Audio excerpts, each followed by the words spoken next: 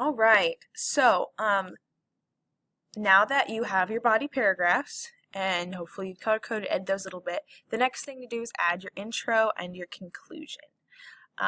So your intro is the same structure as we've done all semester. All right. It has to have a hook of some kind. At the beginning, starts with a hook, ends with a thesis, and then there's some sort of transition in between them. Now your thesis, remember that's a statement that tells me whether you're going to talk about the hero staying the same over time or changing over time. And it should mention either the two books or the two characters, or both, in your thesis. Your hook can be a famous quote. It can be a vivid description. Mine is sort of an example of that. It can be a contemporary example that relates to our topic.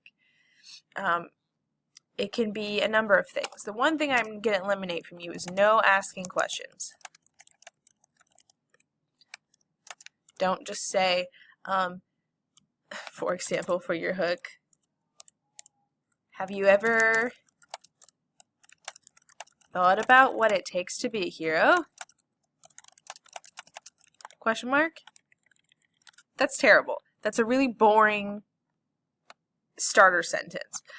So usually questions are dumb like that. So don't do that. Pick one of the other forms. So for example, my hook is an attempt at the vivid description. So I said, the muscular, proud, epic hero of the Greeks,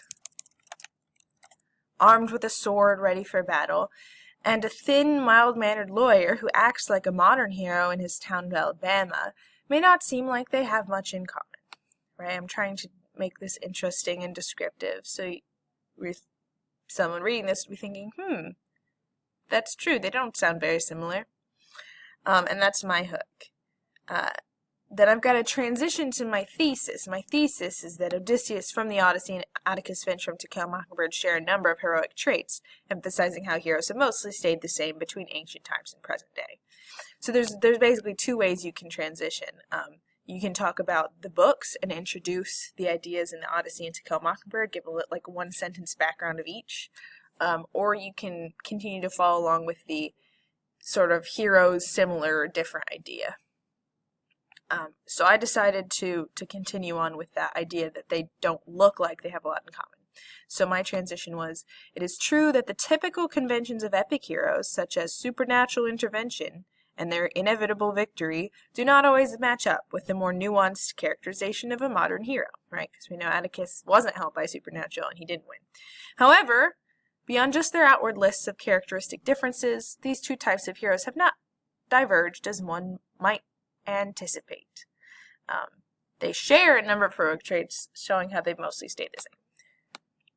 Right? So I've got 4 sentences. I have my hook, 2 sentences of transition, and then my thesis. The important part is that you attempt a hook, and that you do have a thesis. And once you have that, you are good to go for your introduction.